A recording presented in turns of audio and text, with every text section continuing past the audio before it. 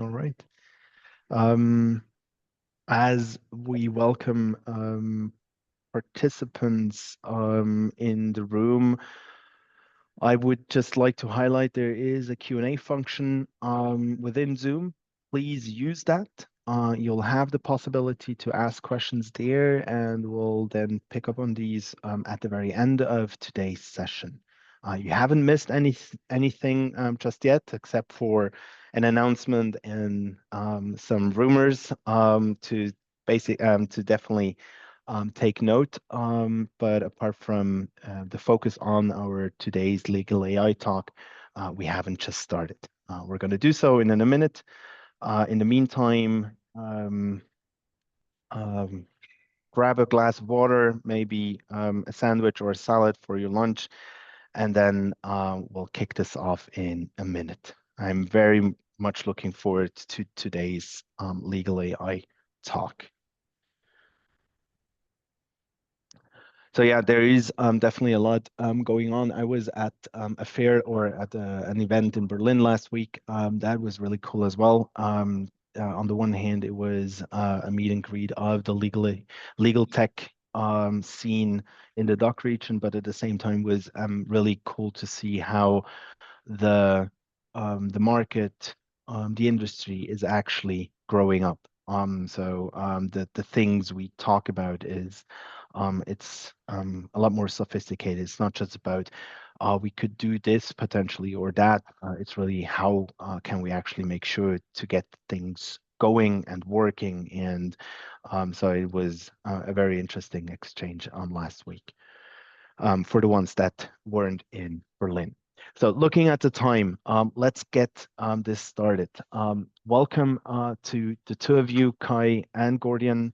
Welcome to all our participants to today's Legal AI talk about agentic legal AI has arrived. We're going to have a full hour of discussion around today's topic.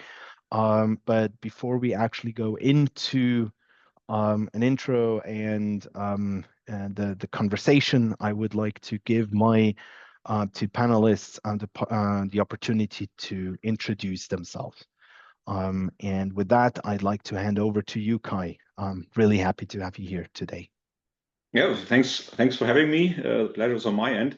Legal AI, agentic legal AI has arrived. So I thought about how to introduce myself best with the term of agentic, and then I thought about back in those days we had an initiative by the IACCM, or now called World CC. They had a program called Agent of Change, and we all got the license to act differently. So I'm an agent myself, and and that's one of my roles. The other role is co-founder and director of the Liquid Legal Institute. And the third role is the co-founder and managing director of the Legal Data Analytics, which is an AI startup that focuses on helping legal publishers to make their content Gen AI ready. And with that, over to Gordian. Thank you very much. Yes, thank you for having me as well. I'm the CTO at Legartis for about 4 years now. I have over 10 years in startup and CTO experience. But the most exciting years have been the last 4 years at Legartis, seeing how legal tech comes from not even having transformers or not even having large language models to being agents. And it was a pleasure to be part of this for the 4 years already. Thank you very much, Gordian. And then last but not least, myself. My name is David. I'm one of the co-founders of Legartis. I have a legal background. And after working as a lawyer, I saw about 8 years ago the opportunity to combine my interest in innovation with my legal background. Legal tech at the time was definitely very different than to what we see today. It has been a great journey so far, and I'm very much looking forward to the years to come. And with that, I'm very much looking forward to today's discussion with two of you, Kai and Gordian. So a few years ago, AI in legal was a glorified spell checker, drafting, flagging, potentially summarizing. Now we're actually entering the age of agentic systems, AI that acts, not just assists. These systems can draft, they can decide and execute. Think real-time contract creation, litigation strategy. AI now works across text, audio, even images, changing not just workflows, but legal business models. 2025 might be the year AI stops knocking at our door and just walks straight into the boardroom. But tech alone isn't the answer. Adoption is the real challenge. So over 80% of customer feedback focuses on human qualities, emotional intelligence, business sense, creativity. How can we actually get this going, making this a success? So the big question, as agentic AI, and with that, agentic legal AI speeds up, what's the next thing on our table? How do we actually prepare ourselves for the future? Gordian, before we go into an in-depth discussion, could you give us a short introduction to AI agents and agentic frameworks? And I'm going to share again my screen. Of course. Thank you, David. Yes. Yeah, here. Yes, let's do it brief. I think 2025 has been the year of the agent. So many already know what it is about, but let's quickly recap so we have a good basis for the following topics. So what is an agent? An agent is mostly about a framework around the large language model. So why do we need it? I mean, traditionally, the large language model itself only has the data from the training that has been given to, and of course, then whatever the user enters during a chat. And the downside of that is, of course, that this training data is outdated very fast. And also training is very expensive. It might take even up to 1 year and costs billions of dollars to train it. So obviously, we needed the solution. And the solution to that is the agent. And that's basically a framework. Sorry, can you please go one slide back?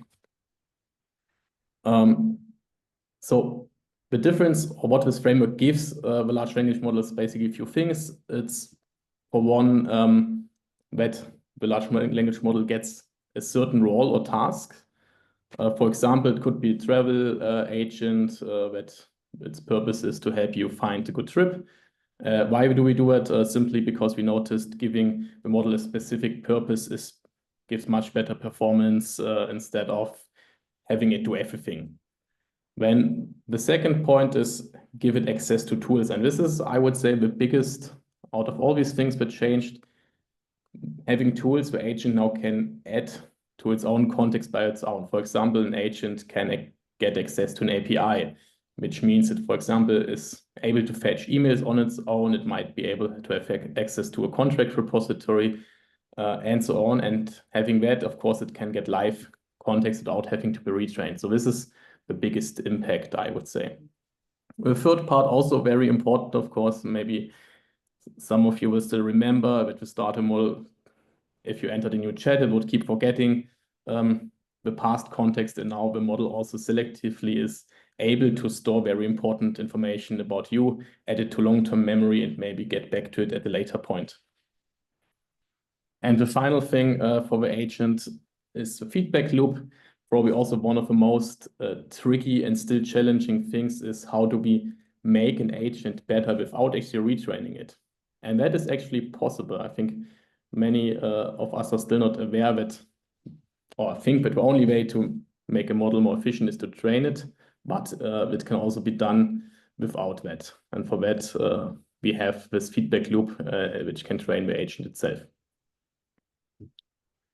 And on to the next, and of course, next big step is not just having one agent, but having one big agentic framework, which in the end then is multiple agents, which can communicate with each other. And why is that so important? It's because, as mentioned before, one agent usually is very good for one purpose, but usually we have, of course, not just one task which you need to get done, we have multiple. In this case, it's important for maybe different agents to also communicate with each other and then create lots of workflows. So for example, not in a legal way, but here could be like the user plans the trip. We might want to have very specific agents which do different parts of that trip planning. For example, one is we have to collect like activities, one looks at the accommodations, one is responsible for budgeting. And then there's, of course, one agent which has to coordinate all these sub-agents. And this has also been a big step in this year to establish a standardized framework that these agents can communicate with each other. And there's also a lot of protocols defined so that there's like a standard way, and it's much easier to build workflows and tools that way. And if I may ask, Gordian, so what is now the big shift from agents to agentic frameworks in one sentence, just to get that clear, and how can we as a community benefit from that? Yes, actually, I think the biggest shift is the standardization. So before, everyone had like their own tool chains, platform providers such as us, of course, we have very specific tools, but now there's a big standard starting. And I think especially MCP, Model Context Protocol, has been probably keyword some of you have heard. And what that means is basically that going forward, most of the platforms or SaaS tools, existing SaaS tools, will expose the tools in a standard way so that everyone can almost plug and play, click these or add these tools into the context for their models or agents. And that will speed up the adoption quite a lot, I imagine. And how will all benefit? Probably that's the big question. Huh? Speed and use case adoption. I think we are able to build more workflows. More workflows, go deeper into use cases. And in the end, it's still an IT project. And an IT project needs lots of integrations and having standards. I would hope it adds more quality and speed. And as we're all in this business for quite a while, that's probably the big part. So we're describing again a brave new world with new terms. So you're mentioning MCPs, and agentic framework, agentics, and probably the big question is, so what does it mean for us? So how to deal with that? And in order to structure that, my thoughts always go out to this dimensions of people, process, technology. Yeah, and if you look a little bit at the people aspect. That's for me the biggest challenge, how to get them on board or keep them on board, because that's quite confusing, right? So probably we will see it in the Q&A, there will be a lot of questions, but this is the first, yeah? So what is the composition of the future teams that we will see? We're telling this since years. It's not, the teams is not consisting of lawyers only, right? It's lawyers with IT guys, nah? And now to build these new connections, I think this is something where not only the people involved need to grow and maybe change a little bit, but also the entire organization. It's a full integrated legal department with the entire enterprise. So that's on the people aspect. There's a lot of challenges that I see.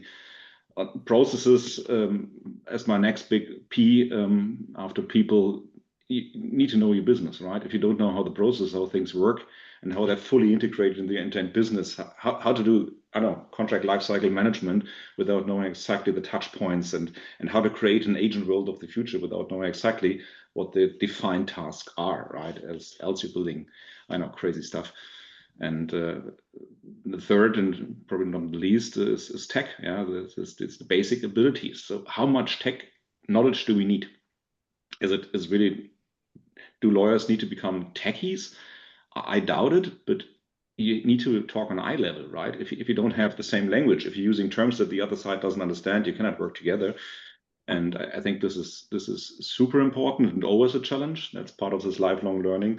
And with tech, I always mean also data, yeah, without knowing exactly where the data sits and whether the data is reliable and who on earth keeps this data up to date. Yeah, and I guess this is also your big challenge at Legartis to deal with these, I know, huge sources. That's the third part that always comes to my mind. But giving all this brave new world, this big picture, I guess there's also risk involved, right? And how to control the entire system. So what's your thought on that? Yes, before, yeah, Gordian, before you actually continue with the risks from a technical point of view, Kai, if I may, I very much liked your overview, but like looking at the chances you see, so what's the upside potential with all what you've heard now from Gordian? Do you see very concrete things that come our way or that will actually be possible for legal departments, law firms? In the end, you could easily say it's a crystal ball, and I don't know yet. Yeah, you can also say there's a lot of buzz and a lot of blah blah, and nothing really happening. But on the other side, I'm so deeply involved that I see things happening, right? And this is tremendous, right? So you could also say, if you don't prepare yourself right now, you will be late to the party. Yeah, and that's why I know I have all my little sources at the Liquid Legal Institute and elsewhere where I can slowly sneak in and have discussions and see something. The beauty about the Liquid Legal Institute is we share what is not ready yet. We share what's not working. Yeah, we share how we felt, how we reorganized ourselves and took a new approach. I think this is super important, and especially in an industry where we sell perfection, right? Highest quality for highest hourly rates, right? The imperfection, this is the key to success, right? Train it, do it again, refine, start over. Yeah. So yes, there's a lot of things happening. MCP, for example, I think probably there are more people talking about that than actually using it, but yeah, it's coming. And if it's there, we need to hurry. Thank you. Go ahead, Gordian. You wanted to start talking about risks. Yeah, sure. I mean, Kai mentioned some already.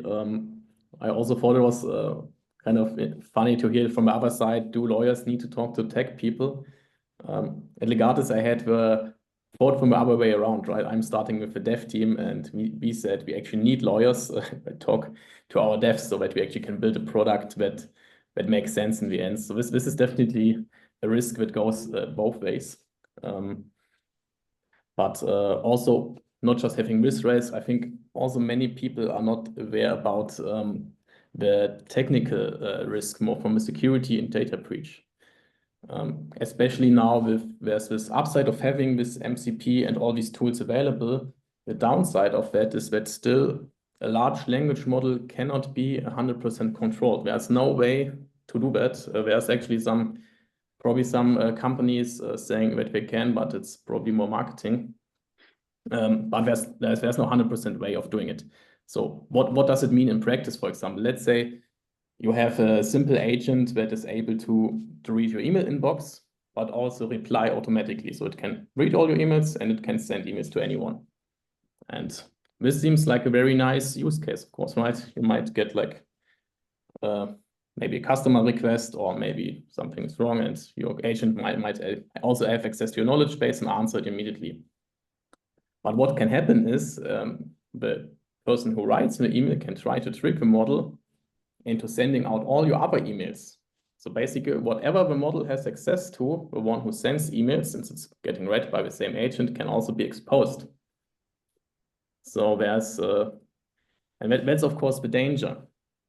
And if you are not aware of this, it can happen quite fast, that especially now with the speed of adoption, also not many new tools being created, this can be an issue. The good news is, of course, this can be mitigated. In this example, for example, the idea would be that the model or the agent only has access to also read the email that the sender has written, or maybe the same conversation thread. So then it could read and reply, but it should not have access to the other emails as well. So this can be mitigated by implementing the tools that the model can talk to in the right way. So in the end, we are already implementing AI, but we are still back to the basics of doing IT projects right. And I think this is a risk, but also something that can be mitigated if you do it the right way. Thank you very much, Gordian. So after now having heard about risks and as well opportunities and the different aspects, it will have its impact on. I'd like actually to talk about the concrete use case we've been working on at Legartis for quite some time. Couple of weeks ago, somebody told me, yeah, with AI agents, you basically have now an armada of agents at hand. So a true game changer. While the benefits are potentially quite clear, at Legartis, we really focused our development on one core use case. We wanted to accelerate and optimize the creation of playbooks. a thing that has been talked about in the industry for quite some time. A lot of providers do work with playbooks, but the creation of playbooks is challenging. Why? It basically has been, it has shown that ultimately it used to be a showstopper for a lot of projects because of three hurdles. One, the problem of articulation. So if I were to ask a legal department, a lawyer in the legal department, hey, what do I actually need to review a specific contract type for? I would potentially get the answer, well, you need to look for this and that, but you know what? I actually know what the problem is the moment I see it. Well, how do you successfully translate that invaluable experience, that know-how, into a rigid digital rule set that an AI can actually understand? Number two is then the problem of effort. It would actually take a lot of time to train an AI to actually bring all the industry-specific know-how into the creation of a playbook. And number three is a problem of trust. A lot of providers don't like to talk about the quality of AI. We at Legartis have been doing for probably from minute one, but it's still, it lacked a lot for a long time, the transparency. And so we wanted to change that as well. And so overcoming these hurdles was for us something crucial. We wanted to basically shift from a hobby cook that can cook with AI to really being to shift or to be the professional chef. A professional chef that guarantees a perfect traceable result every time. And so we created over the past couple of months a product called our Playbook Creator. And that's what I'd like to show you now. Let me share my screen again.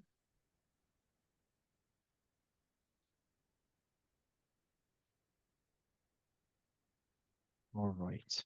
Can you see this? Perfect. Yes. All right. So instead of manually creating a playbook, so basically a checklist you would review your contract for, you get now Legartis AI assistance. And you do this in a very step-by-step approach. The first thing we do, we select a contract type we want to do this for. So I'm going to now create a playbook for SaaS agreements. Second step, I choose the languages I want to create this playbook for. I'll just select English for now, but basically we can handle any European language there is at Legartis. We continue, and then I have three creation modes. Either I build it up from scratch, from ground up, or I have it learned from my documents. So for example, a template or something else, or I even have a matrix with requirements that I can upload. For now, I'm going to do the one building it up from ground. All right, and then I start a conversation as I know it from other systems, but here I have now the possibility. This is really aimed at creating a playbook. I start with telling the creator who am I. I'm the general counsel of a mechanical engineering company with headquarters in Germany. We're regularly negotiating SaaS agreements with providers from all over Europe. All right, and I start the conversation with that. It tells me, thank you very much, and asks me actually what's my primary goal for these subscription SaaS subscription agreements. Is it mainly about protecting operational data and IP, or is it about ensuring service reliability and uptime, and so on? And I'll give it the next input. Let me quickly copy this. All right.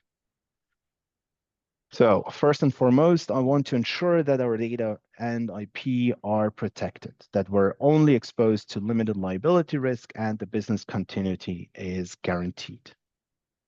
And by actually giving it more input, more information, the creator learns from it and understands what is important to me and what's potentially not. What are the typical subscription terms?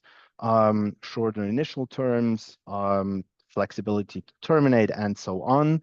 Again, I'm going to say that my initial term is usually 3 years. Of course, I value flexibility, but I would also accept automatic renewals.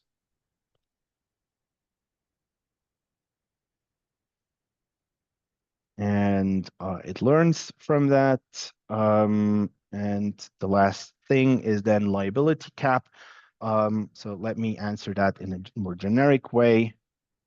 Let's say, please add all necessary checkpoints that give me as a company in Germany an advantage or security over a SaaS provider.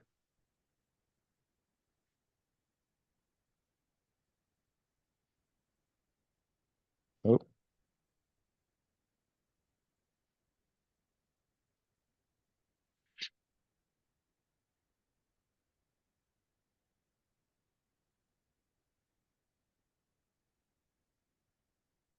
Gordian, what happened? There we go. Might just be your internet. Yeah, I'm traveling and I'm in Austria. Here we go. All right, and what it does now, it basically it creates a first draft of a playbook with 25 requirements. So instead of me creating a list of requirements that then compile a playbook one by one, and that actually from other projects we've seen that that can easily take a month or two. We can now see that with the assistance of the Playbook Creator, this is a matter of minutes or then potentially hours. I can now accept all the suggestions and it compiles now the list of the requirements. And I can now work on this. I can go through every single requirement, check firstly the name, secondly, the definition of the requirement, and thirdly, I can then classify it as either mandatory or an optional requirement. And the last thing I can do here is I can add more or delete certain requirements. So I could actually continue the conversation. I'm not going to do this for now. I'll generate a name. And but basically with all that, we overcome hurdle 1 and 2. So the one when it comes to the articulation and the one with the industry know-how. So the effort actually to create a playbook. And I have now this, so I create the playbook by finishing this. And what happens now is on the one hand, Legartis does 2 things. One, it creates the requirements and with that, the prompts. And at the same time, it creates for every single requirement a so-called test set. What is a test set? A test set is a way of making sure that the AI's understanding of a requirement equals the understanding of the one who created the requirement in the first place. So this is an important part. And that's the way we actually allow our customers to steer the quality of the AI themselves. Let me show you this. You can see the system is now working on this. This will take more than just 1-2 minutes. I'm going to scroll down and we'll have a look at a playbook I had created before. And we're going to go into the managing of the requirements. And let me scroll down to an example. Here we go. So as you can see now for the requirement, data usage provider restricted to service delivery only, we can see that the system beforehand, it created the test set that is balanced. So it actually selected positive as well as negative examples, annotated those, and made sure by creating that test set that I would have a basis for me to then now go through that test set myself in order to really check is the understanding of the AI of that requirement is that a match with my own understanding of that requirement. I can go into the fine tuning, and I could now go through every single contract, every single contract in that test set, and either confirm the pre-annotation or change it. And by reviewing this, the AI learns, and that's now we come back to the feedback loop. The AI learns, updates, and after going through the whole test set, you as a customer, you as a user have an AI in place where you're not only told by the provider that it works, but you actually know it yourself because you went through the set of contracts that were there to test the AI. So it basically, in the end, it increases the quality score and the trust in the AI before actually rolling it out to your colleagues. So all of this is brand new. It's what used to take months of preparation can now happen within a couple of hours. So it's a lot of speed, but as well, it's an increase in trust and quality. And it is still the basis for you then day-to-day contract review. So you're not going to create playbooks potentially on a daily basis. But if you want to create a playbook, it has become a lot easier. The contract review itself, that still happens in Microsoft Word. I now need to change the window I share. 1 second.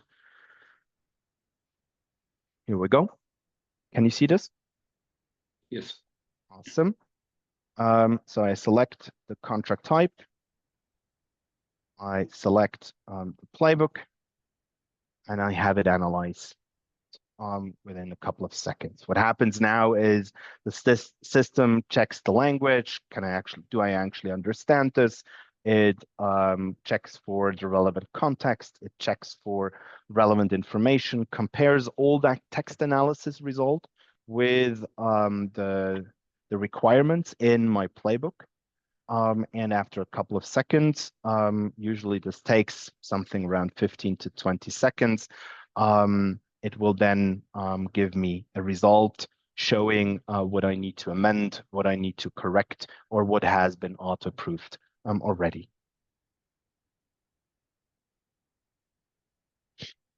Going to be done any second.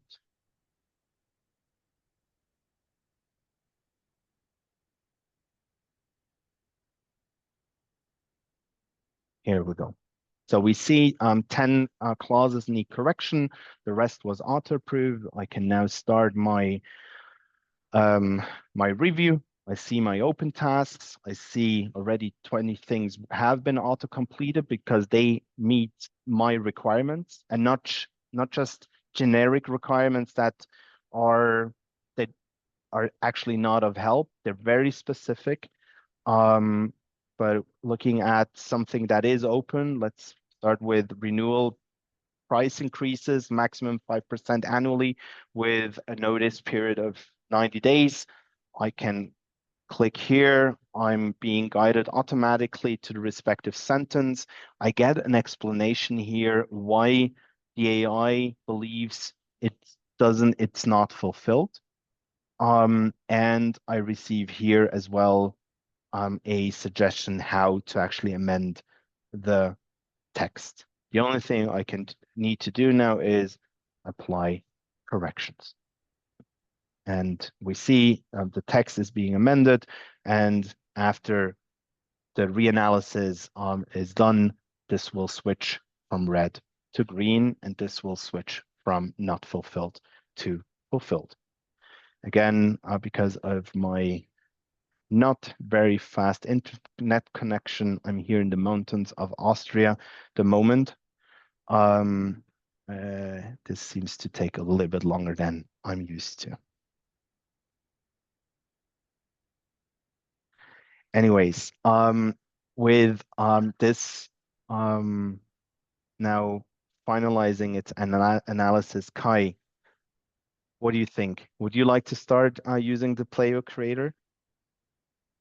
I definitely would, if I would still be in a position or role where I need it daily. I've seen it. I've seen it in last summer when you first presented it at the Liquid Legal Summit in front of a distinct audience of, what was it, 30 plus general counsels, and I saw jaw droppings, yeah, because that's what we are waiting for as an industry, as legal departments, for quite a while. And if I remember back in the days when I worked for SAP in a role where I could actually use it, we didn't have it, right? We thought about that, and we had some vehicles or approaches that we could use in order to get closer to what we needed. So we discussed back then clause libraries that we built and that grew over time, or we had the ideas of principle-based contracting, and we gave out written excerpts on how to behave in a situation where we have to deal with contracts, and it was all pretty manual and far from what I see here. And also thinking about the last couple of years that I spent with Big Four, I remember going into all these projects and saying, look, there's beautiful technology, yeah, just use the technology, license it, and fill it with your own content. So that has been the task back then. Yeah? So we take the technology, love it, use it, and fill it somehow magically. Yeah, and that always has been really the biggest lever for success or not. So if you have your ducks in a row, if you have your process right, if you have your content ready, you could do that, sure. Yeah, but I think this is now what you're shortcutting and simply saying, okay, let's do that with the help of AI, and I love that. So I very much get that. So yeah, I think this is a real game changer. So that makes things faster. But as I alluded already, this is again bringing us back to the homework. If you haven't done your homework, it's hard to get there. But if you have the right example, as you just showed, you can easily build that. So the question for me is how fast will we get that all adopted or into the market? So what do legal teams now have to do in order to get there? And are there still any showstopper, or what do you see in practice? So how are your customers or prospects dealing with it? Yeah, so thank you very much. And so with regards to your question, so we see that the first customers are actually already adopting. So we have the first customer who build the first playbooks really themselves. So really cool for us. What used to be a thing that needed a lot of support from our end can now be done independently by our customers. Nevertheless, what we see is you still need a bit of time. So if you want to actually create playbooks, you need to be willing to sit down and have, first and foremost, that conversation with the playbook creator. So either uploading your templates or having that conversation. And the second thing is you need to be aware of what's your strategy. So when it comes to the review, the fine-tuning of the test set, basically you have two possibilities. Either you do this and you need to go through the test set, and that takes a little bit of time. So in average, that's something around 20 to 30 minutes per requirement, just because you need to actually concentrate and you need to review that. That's option one. That's the you said in the beginning of today's conversation, we all work in an industry that works with only the highest of quality and the highest potentially of prices as well. And that's then the big question, where is that highest of quality really needed? So where do you need to safeguard that? Or the other approach is you start using. You start using it after you've basically reviewed your requirements and you say, well, that's what I want.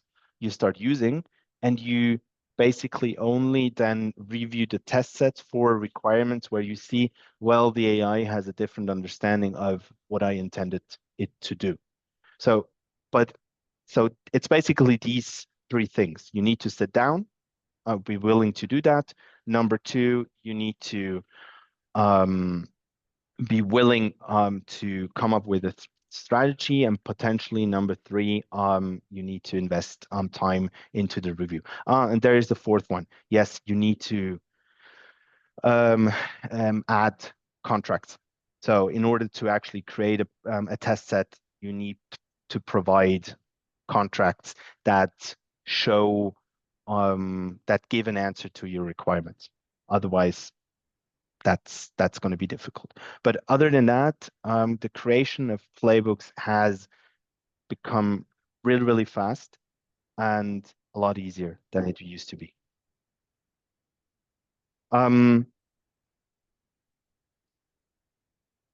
Gordian, anything to add from your point of view?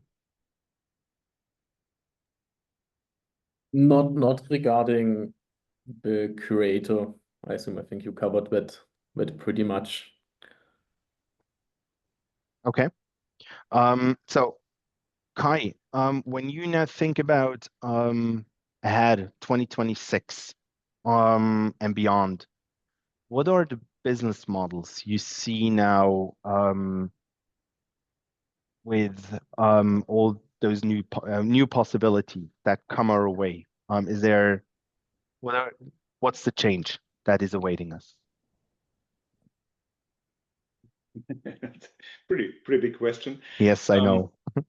Only the easiest for you. It is always the question on having a picture on what people are dreaming about. Yeah. So what is your imagination, what future brings, and then how you really take what's actually there and then build something, right? So we heard this AI first law firms and this, I know, robot judges and all the other stuff. So there's so much buzz and hype, but this also creates anxiety, right? People are afraid of the future. If you give them, I don't know, outlooks that doesn't really realize, we have to be careful. So what we thought at the Liquid Digital Institute, let's take a step back and take a very structured approach and say, like, let's build something like a foresight office. So we have put some effort into building a legal foresight office, and because it sounds so easy, it is not.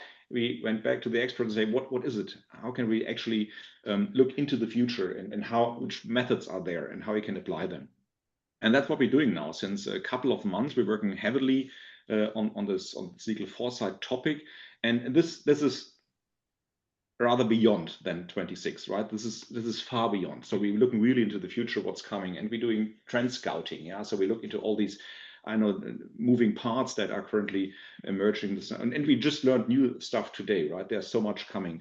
What we also do is very structured signal tracking. So if we heard a new thing, if we see a new white paper, as you just released one, yeah, if we see these kind of new posts somewhere on LinkedIn, we consolidate them and bring them into our custom GPT, where they are analyzed and automatically put into a structured format that then people, Trend Scout, can analyze and derive trends from it. Yeah, so there's a signal tracking.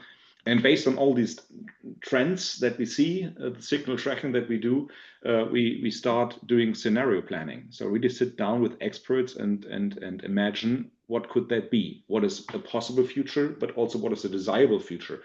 And if this is a desirable future, how to get there? Yeah. So what you painted today, the picture of a fully equipped legal department that holds their own playbooks customized for their needs at their hand, at their fingertips, and can do the same job, but not without any effort, but with a different effort, yeah, with the effort focusing on the right stuff. I think this is something that's a desirable future, and we would like jointly with the community draw a plan on how to get there. But as you ask also what's happening in 26, I think this whole agents is a big topic. For me, this whole is agent framework, or can you also call it autonomous process? I think I like also the term autonomous processes, but they are not fully autonomous, right? They have somebody, a human, supervising it. Camilla, I think, just asked the question. It's always popping up here. Is it made for humans or for a algorithm? Yeah, in the end, it's made for humans. At least the humans are in the loop supervising it. Yeah, and from there will be new roles. So the AI supervisor is a new role. Is it a sexy role? Is it a role that has a existing curriculum where you can become a trained AI supervisor? I doubt it, but there need to be one in future. So there are new roles also with regard to how to manage the content. Yeah, you have now a tool that takes existing content, but maybe there's something missing, right? So where is your glossary? Where is your company standards, your style guide on how you write things? Yeah, so maybe there's supporting stuff, content that need to be put in place in order for Legartis tool to become even better. And this is a content curator, so an AI content curator. And this AI content creator needs to think AI first. So what do I need to build in order to make the Gen AI LLMs of this world work better with this content in a RAG approach? We are still in a retrieval augmented generation world, I assume, for quite some while. The next big topic on my list for next year is a legal benchmark, meaning what does the LLMs of the world do with legal content, yeah, and how they work with it, yeah. So for now, it's narratives, stories. Yeah, it's kind of, I experienced it well. It was nice. But there's no objectivity, right? So how to really objectivize the whole benchmarking of what the output is of your system and all the others. So objective benchmarks is certainly the next one, and maybe the last one from my end that I'm always thinking of since I started my career at Lufthansa and then followed up by SAP. That's this contract layering. I think contract layering is such a beautiful task. And what I mean by that, very in simple terms, is a contract is made from lawyers with lawyers for the case that something goes wrong and you're in front of the judge. So three lawyers talking about contracts, but the actual user of a contract is different, right? That's might be the procurement department or the person buying stuff. Yeah. So this is what contract layering means. Have the end user of a contract in mind. And with all the power that we have, with all these large language model that can transfer something that is for good reasons in a legalized language, yeah, in high sophisticated terms, translate that into something that the addressee understands and maybe even enjoys or likes, right? So I think instead of just limiting the use cases of the GPTs of the world in prompts like pimp up my email and make it better or translate it to English or German, you can use it to pimp up my contracts and make them more beautiful and understandable. So these are the topics that are close to my heart and that I see in 2026. But yeah, David, Gordian, what do you see on your radar? What's coming up next? Yeah, let me actually pick up one of your topics, I think, before we also look at our roadmap. But benchmarking is definitely one or something that is highly or a big focus from our side. I mean, we already are doing it quite intensively, as David also showed you before. We can even show you a benchmark individually for each of your requirements. I think that's quite rare. And in contrast to the existing benchmarks, gives you a very quick feedback of what actually works for you. But this is definitely not going to be the end. I mean, benchmarking is going to be much more of a topic in the next year as well, especially with agents talking to each other. You also want to benchmark all these processes individually. And of course, making that also standardized in some way. That's going to be focus for us, and where we're also talking with two organizations that do this internationally across legal techs, and this is definitely going to be something that we do as well. And with that, then David, you also want to maybe highlight some things on our roadmap. Definitely. So yeah, with now having such a strong AI as a core, we're building up or we're building on top of this. On the one hand, we now allow for the analysis for the work on the unlimited contract types. We want to definitely extend or expand on the language side. As mentioned, yes, all European languages will be available by the end of this year. but that's definitely not going to be the limitation. For 2026, we want to build out more use cases, more functionalities. So on the one hand, actually allow for a fully automated analysis, support the users when it comes to negotiation, and at the same time, we definitely want to support our users not along the whole life cycle of a contract. So not just on with the focus on contract review, but really from start till the end of the whole life cycle. So in the context as well of legal analytics, contract management, and the analysis of a large collection of documents. So there's a lot coming, and a lot our customers will benefit from. And I think the cool thing is it has never been that easy to actually get started. There's a lot already predefined in place. Getting started with the Playbook Creator is fast and easy, and then yeah, one can actually really learn from its own usage and improve based on that. All right.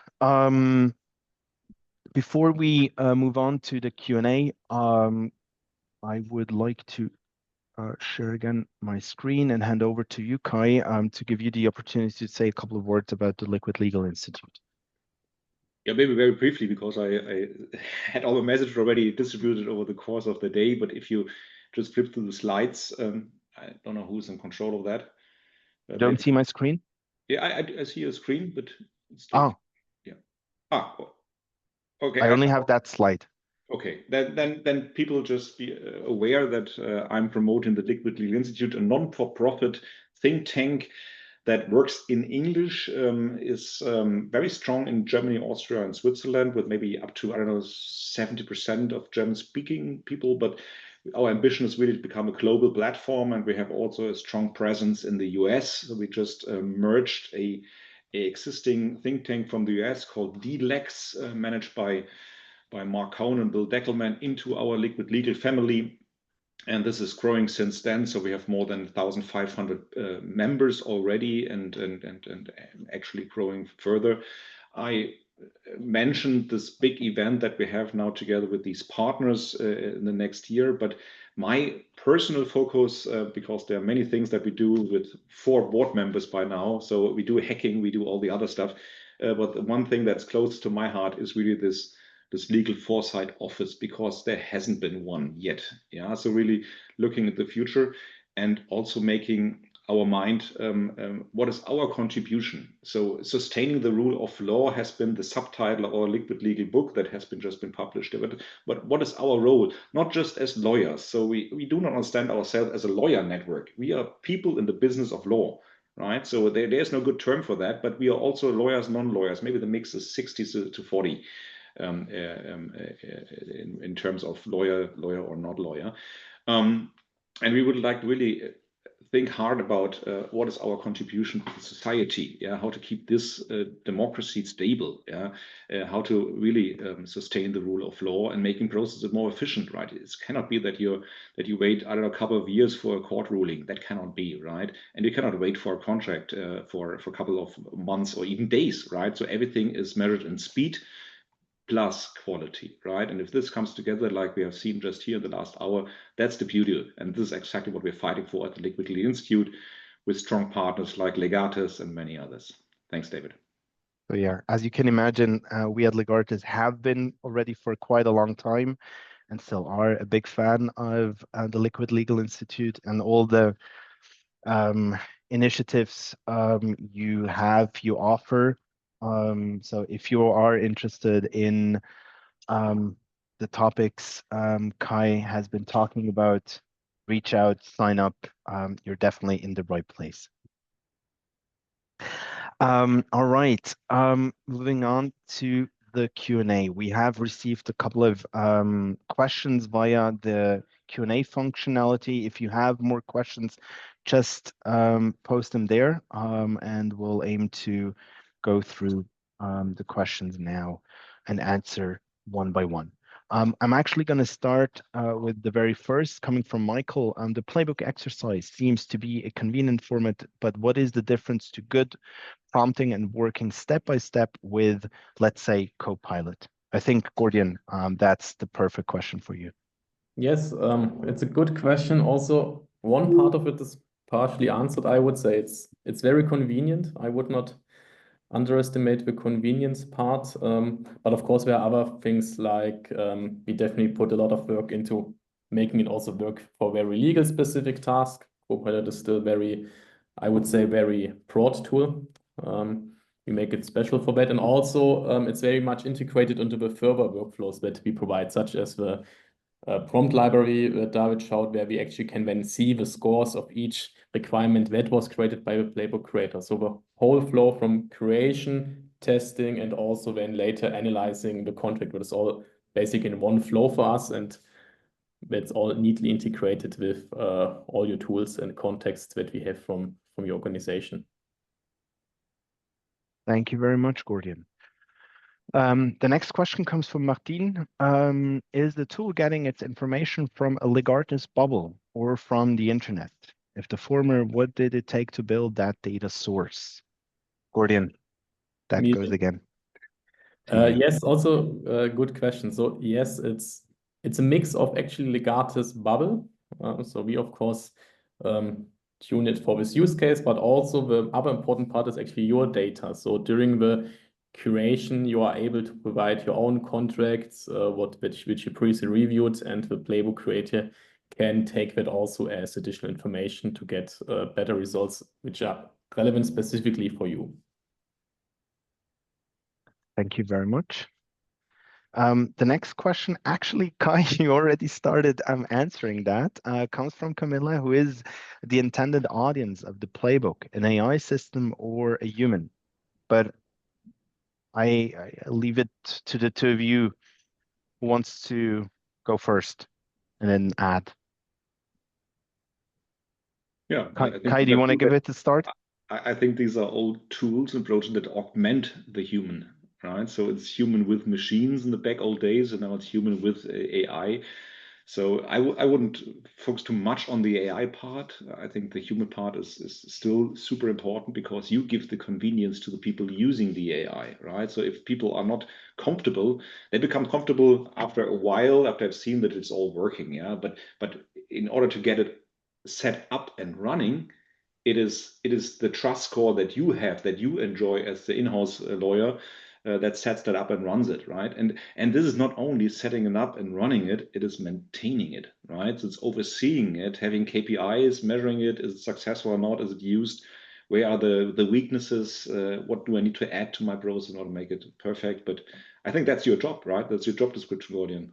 Yes, I mean, I can't, I cannot disagree here. I mean, just to add from our side, yes, human in the loop. I think especially in the legal field, there's no way around it, at least not right now. And what you can see, I mean, this is why we have human in the loop during playbook creation, during testing, we have human in the loop, and also during analysis, you can still see the results and confirm. So AI in each step is there to assist you, and our job, and also my job, is of course to speed up that process, so that of course you can focus more on your job, and the AI is able to assist more and more. But still, the human in the loop, I think that's going to be very valuable. Maybe just the follow-up question to that: who would be the user of the generated playbook? I'm going to give it a go. So that's definitely then the person, and there we actually see it then again comes back to the strategy of the customer. So we have actually customers who use our solution entirely in the legal department, and there it starts with paralegal and then up to very senior legal counsels. But we do have as well customers who actually roll the solution out to their business teams, being it procurement, sales, or finance, who then simply can independently review contracts faster and safer. So we see everything. Very much depends on your setup and your strategy. The next question comes from Bert. How will the role of external counsel change if internal counsels use Gen AI tooling for contract review? I guess, Kai, that's definitely a question for you. They will become an insurance policy. Mm-hmm. I don't know. So either it's run by the external, that they become the AI supervisor and go to this role, not paid for that, yeah, or it's done all in-house, yeah, and only these very rare exceptional cases go then out to the panel firms, yeah. Maybe let me add to that. So what we see, and that's already happening, two things, and then there's a third point. Two things that are happening already is, firstly, we see actually law firms tackling this and creating best practice playbooks. So allowing users to perform contract review based on their playbooks. And if then questions come up, you would actually reach out to external counsel, outside counsel. And that's then the second point. Very specialized experience know-how is needed. That's where outside counsel comes in. And my third point, which is happening as we speak as well, is the review of test sets. So the fine-tuning.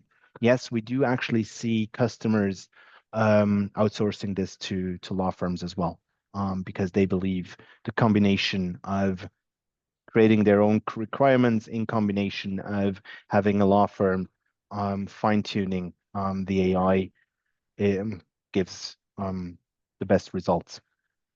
So that's where I see where law firms will go.